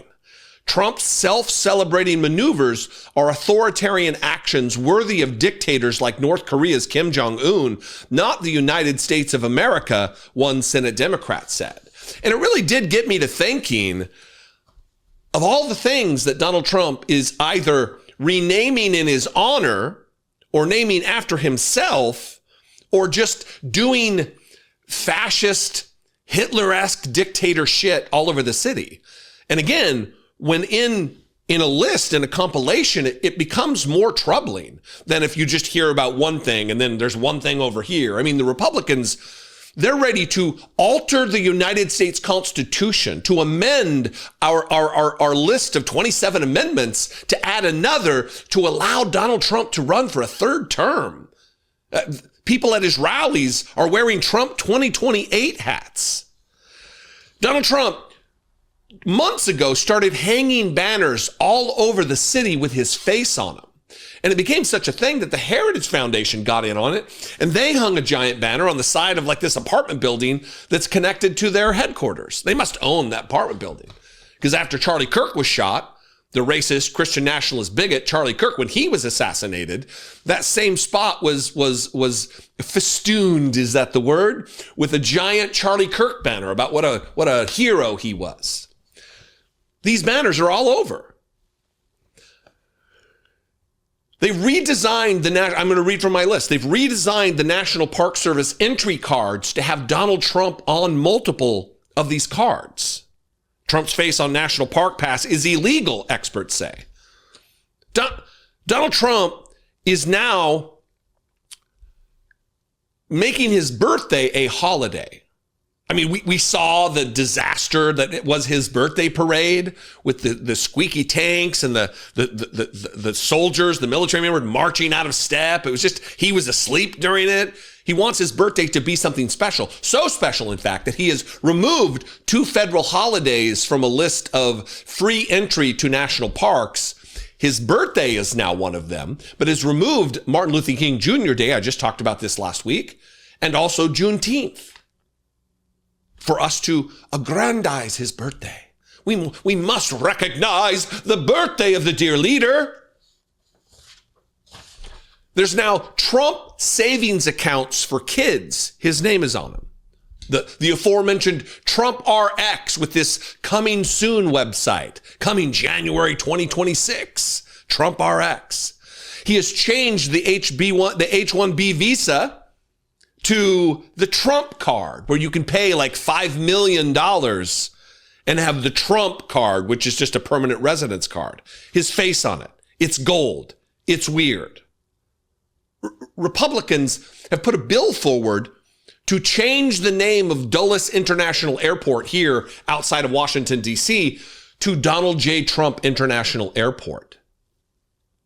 He's renamed the Institute of Peace to the Donald J. Trump Institute of Peace, while there are allegations swirling about war crimes that he and Pete Hegseth have committed. He wants to rename RFK Stadium here in Washington, D.C., where the Commanders are going to play after the stadium is rebuilt. He wants to change the name to Donald J. Trump Stadium. And then, of course, with the Kennedy Center honors that just happened, there has been talk of renaming it to the Trump Kennedy Center, or eventually, I'm sure it'll just be the Donald J. Trump Center for the Performing Arts. Which leads us to this illegal coin that they want to put his face on. A group of Senate Democrats have put forward legislation that would prevent the government from minting coins featuring the likeness of President Donald Trump. The bill, called the Change Corruption Act, was introduced by Senators Jeff Merkley of Oregon and Catherine Cortez Masto of Nevada Tuesday. Punchbowl News reported. Co-sponsors include lawmakers Richard Blumenthal of Connecticut and Ron Wyden of Oregon. Quote, no U.S. currency may feature the likeness of a living or sitting president, the bill states. Merkley compared Trump to global autocrats for his attempt to get his face on a coin. President Trump's self-celebrating maneuvers are authoritarian actions worthy of dictators like North Korea's Kim Jong-un, not the United States of America, the Oregon senator told Punchbowl News. However, given the GOP majority in both chambers of Congress and Trump's firm control over his party, the bill faces a slim chance of becoming law, and then he would have to sign the law. You think he's going to sign a bill that prohibits him from putting his face on our currency? A living human being on our currency, alongside of Benjamin Franklin and Abraham Lincoln, George Washington, Thomas Jefferson, Ulysses S. Grant? Andrew Jackson, who hated paper money, and they still put his fucking face on the 20? Come on.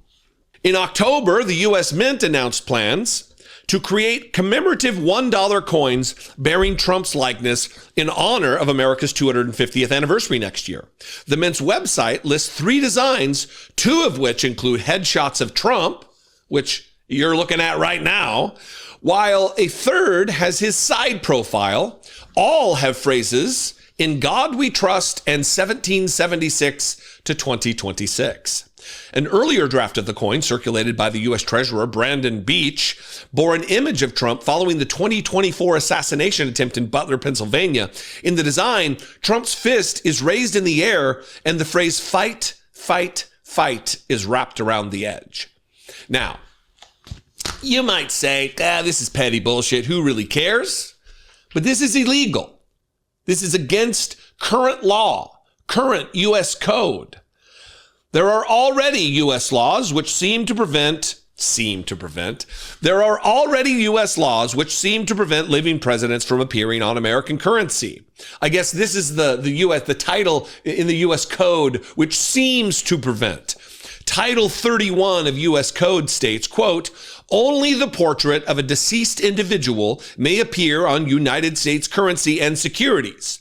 The Thayer Amendment, passed in 1866, also prohibits living individuals from appearing on U.S. currency, according to ABC News. Donald Trump is an insecure weakling. He needs being president of the United States of America is one of 46 people who have ever held the office. 46. Because Grover Cleveland, or would it be 45? Got to do the numbers here. It's 45 or 46. Because Grover Cleveland was, just like Donald Trump, president twice, out of order. So it's not the 40. Anyway, you get the point. It's not enough for Donald Trump. Being president didn't fill the void in his soul, in his heart, that tortures his ego and self-esteem. It didn't do enough. He needs the entire list of things and banners around the city and memorials, and he wants a peace prize. He got a soccer prize. I mean, it's pathological at this point. It's a diagnosable mental illness that Donald Trump has. What do you think? I invite you to this conversation. I don't believe that it's just petty political drama. I believe these things have import for our lives because it really speaks to the people we elect to lead us. She should get the hell out. Throw her the hell out. She does nothing but complain.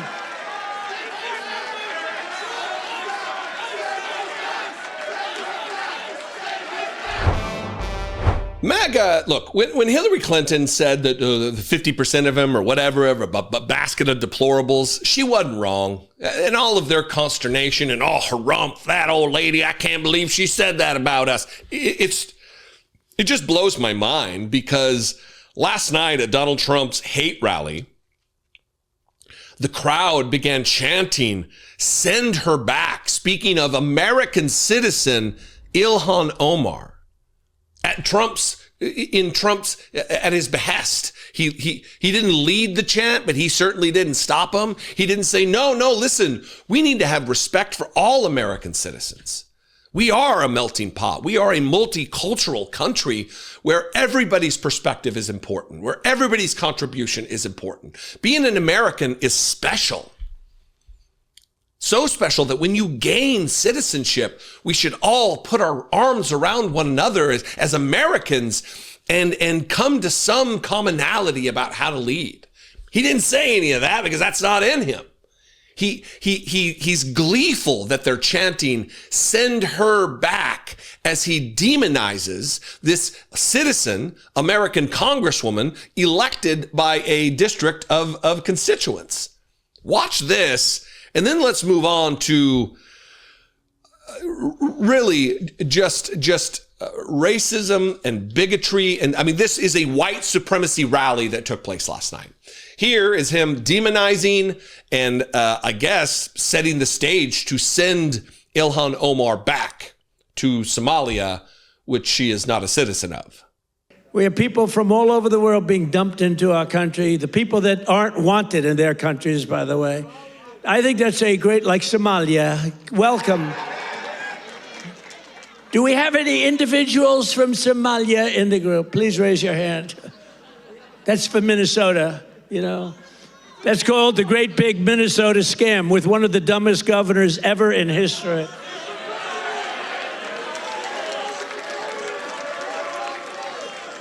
I love this Ilhan Omar, whatever the hell her name is, with the little turban. I love her. She comes in, does nothing but bitch. She's always complaining.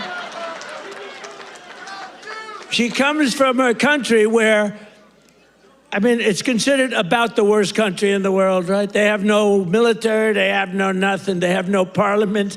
They don't know what the hell the word parliament means. They have nothing, they have no police. They police themselves. They kill each other all the time. I love it. She comes to our country, and she's always complaining about, the Constitution allows me to do this. We ought to get her the hell out. She married her brother in order to get in, right? She married her brother. Can you imagine if Donald Trump married his sister? Beautiful. She's a beautiful person. If I married my sister to get my citizenship, do you think I'd last for about 2 hours, or would it be something less than that? She married her brother to get in. Therefore, she's here illegally. She should get the hell out. Throw her the hell out. She does nothing but complain.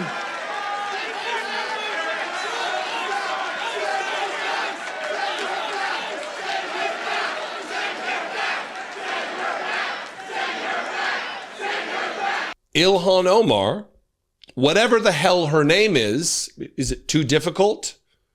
Fewer letters in her name than yours, Donald Trump. With her little turban, she comes in, does nothing but bitch. We ought to get her the hell out.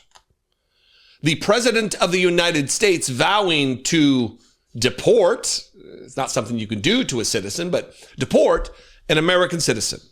She's here illegally, he says, while they chant send her back. While they chant send her back with this fucking dipshit in the back of the crowd, with a Make America Holy Again hat on, pumping his fist, send her back, you know, just like Jesus would do. Ilhan Omar is 43 years old. She's been in the United States since she was roughly 12 years old. She's been a citizen for nearly 26 years. Certainly has been a United States citizen, an American, longer than some of the idiots in the crowd who are born here, who are 25 years old. She's been an American longer than them. Is she less an American because she was not born here? That she's a naturalized citizen? I would say no. If being an American is special and different and unique, then should we not celebrate it? Disgusting. The other thing he did, which really should lead us to understand that when Donald Trump denies something that's being reported, it's not fake news. He's a fucking liar. Because in this next clip, he retails the tale of calling countries like Somalia shithole countries, African nations, black and brown, predominantly inhabited countries are shitholes because they're not white. And he denied it at the time. Remember these headlines before I play the clip, actually. CNN, Trump denies making shithole countries comment.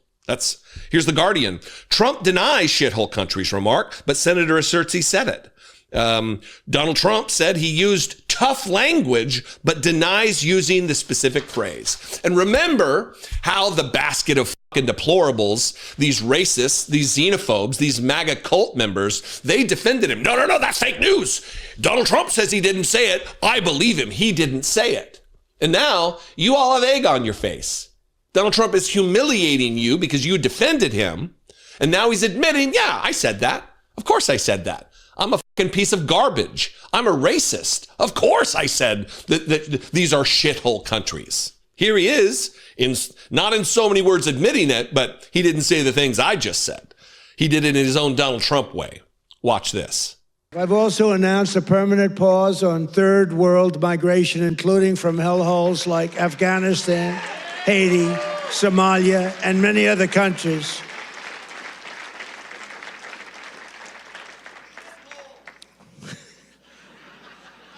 I didn't say shithole, you did.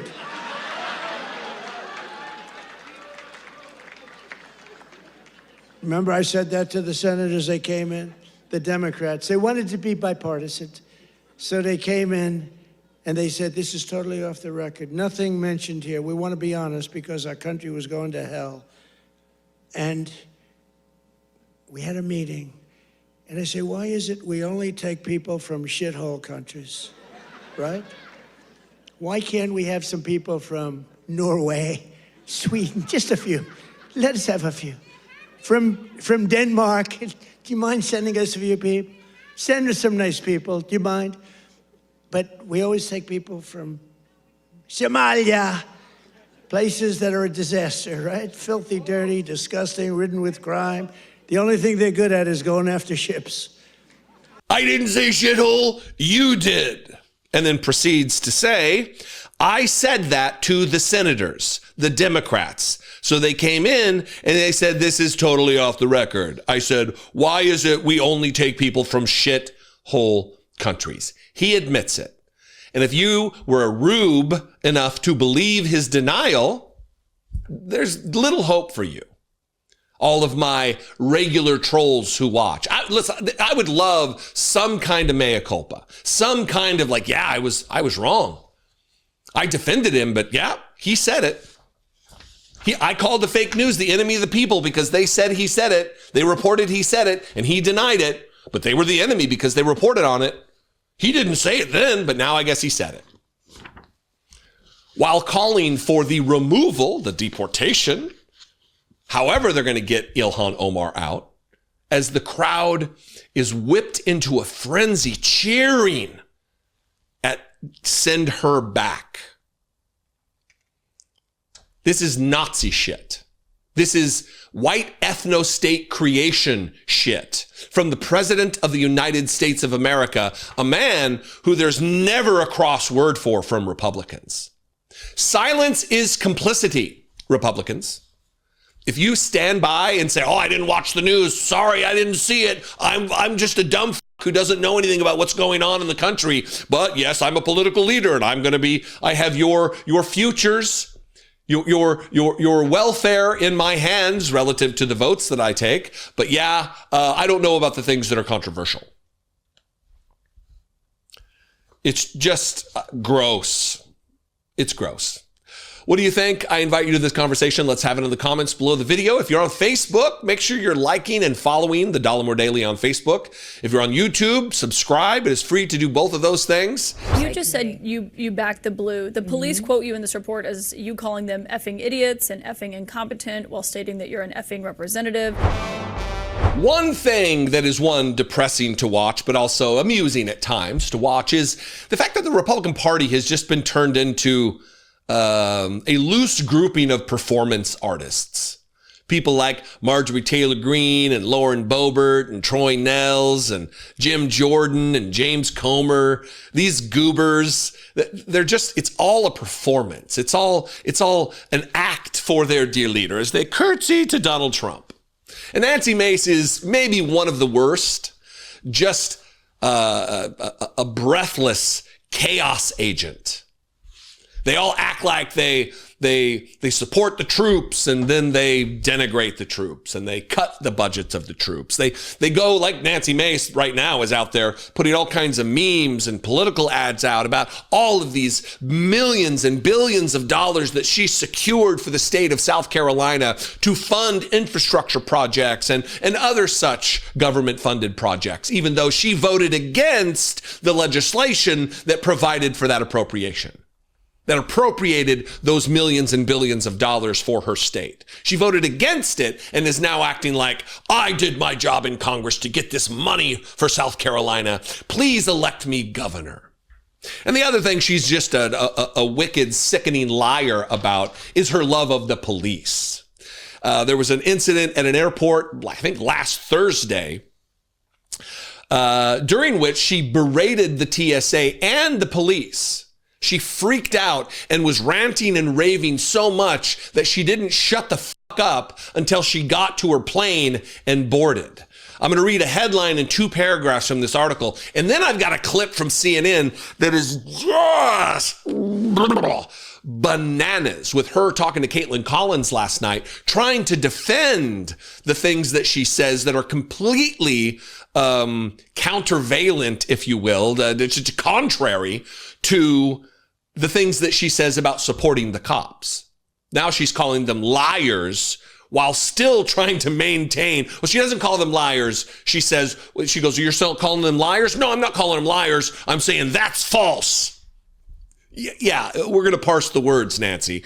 Anyway, here's the headline from the Washington Post. Nancy Mace berated airport police and TSA agents, incident report says. The report claims Nancy Mace called officers incompetent and accused them of mistreating her, because it's always the fucking victim Olympics with these people. Representative Nancy Mace, Republican of South Carolina, who is running for governor of her state, berated police officers and Transportation Security Administration officials at Charleston International Airport on Thursday, according to an incident report from the Charleston Airport Police. Quote, she repeatedly stated, "We were fucking incompetent," and we don't have to bleep. Let's just this video. We'll leave it. Leave Nancy Mace to her actual words here.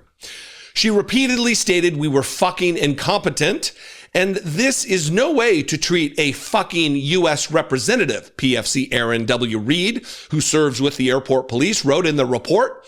Reed also wrote that Mace told officers they, quote, would never treat Tim Scott like this, referring to the U.S. senator from the state and former GOP presidential candidate, and reported that she planned to contact, quote, Elliot and tell him how horrible she has been treated, in reference to the airport's president and CEO, Elliot Summy. And then this final, Reed wrote that Mace was cursing and complaining as officers escorted her to the gate, and she continued her tirade until boarding.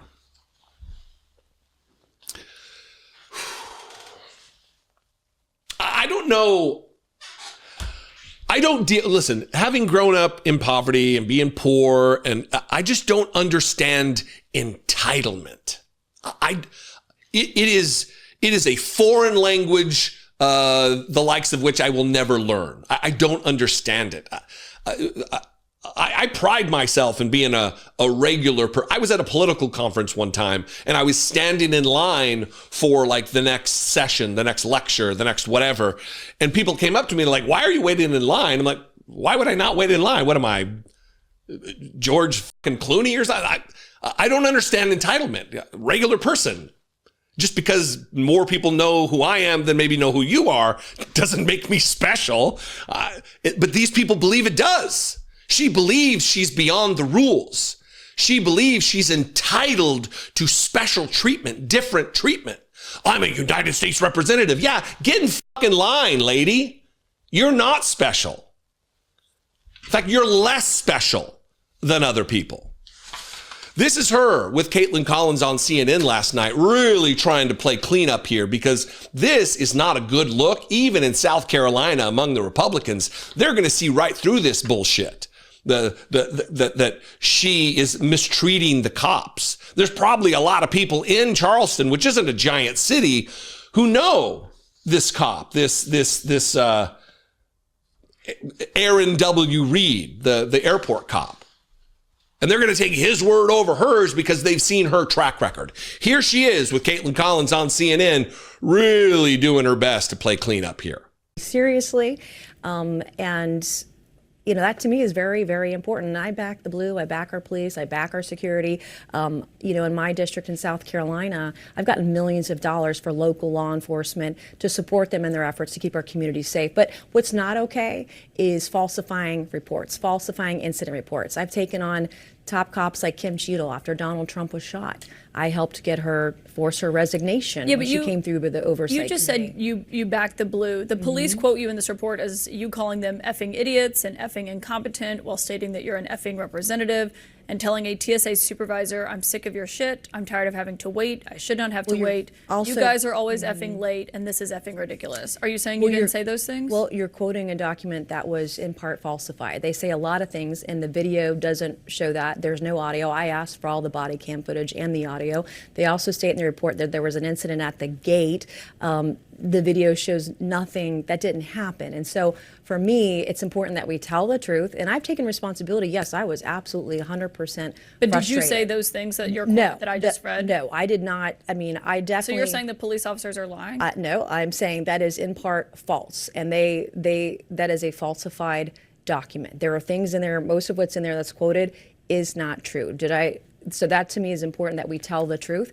I asked for audio and I asked for body cam footage and they didn't release it. They say it doesn't exist. I asked for that because I think it's important that we tell the truth and show. I don't even remember that morning, but what I do remember is being at the gate and being on a conference call. And like last time I checked. You don't remember having this tense interaction? Oh, I definitely was frustrated, 100% frustrated. I definitely, when the law enforcement finally showed up for the security detail, I absolutely was frustrated. But the video that they released are showing me asking for help. Like I asked TSA agents for help when I was looking for security. Well, there's also part of the video. There's where you speaking to a TSA agent. There's also part of the video where you're walking down the hallway and there are two officers behind you. I assume they're the ones who spoke to the and where I'm pointing, I was pointing to a security desk where the airport security usually sit and wait. And I was asking the TSA agent if she could call down to the security desk and get assistance for me. So like that's not asking TSA for help isn't against the law. But are you saying that you never said any of these quotes? That every single one is a lie? You have to read it to me again. I did effing not idiots, say that. I did not call them and idiots. You're an effing representative. I did not say that. I did and not. And you didn't say I'm sick of your shit. I'm tired of having to wait. I should not have to wait. You guys are always effing late. This is effing ridiculous. No, I mean. No, I've never called a cop an idiot. That is a remarkably false But you're saying these police officers are lying then who spoke to the investigators? I am absolutely saying that report was falsified, 100% fictitious, falsified. They were not there. They did not show up. I was very frustrated with the situation. Again, entitlement. I mean, the article, the part of the article from which I read didn't include the things that Caitlin Collins read back to her. That you're idiots, effing incompetent, while stating that you're an effing representative and telling the TSA supervisor, I'm sick of your shit. I'm tired of having to wait. I should not have to wait. Why should you not have to wait, regular person? Being a congresswoman does not make you immune from the inconveniences that the rest of us little people have to suffer through. Your work is not so, if your work was so important that you needed to be somewhere before someone else, the government would provide you a jet. If there was an emergency underway, you would have your transportation dealt with. Instead, you're flying commercial because that's what the rest of us do. And your job's not that important. You're not that important. But you are entitled. You do feel that way. The Republican Party, for all of their murmuring about participation trophies, they sure do want participation trophies. They sure do want to be treated special and different without actually doing the work to make themselves special or different. Gross. Un-American, to use a phrase that is so commonly used by Republicans. Do your duty, do your role, play your role. Be like the rest of us, Nancy, because you're not special. In fact, you should be punished for this. The people of South Carolina should be smart enough to know you're not it. You're not it. What do you think? I invite you to this conversation, especially if you are a resident of South Carolina, a voter in South Carolina. I would definitely love to hear from you. You can comment below. You can also call the voicemail line 714-576-4054. And of course, as always, you can email me. If you appreciate what I do, if I bring you value on a day-to-day basis with any number of videos that I do, I would appreciate if you would help support this work in independent media that I do. Help me You can help me produce these videos and reach millions of people. For $2 a month, you can become a channel member on YouTube, or even better, you can go over to patreon.com/IDoubtIt podcast. I'm going to go. I love and appreciate you very much. I'll see you next time. Be genuine. Take care of one another.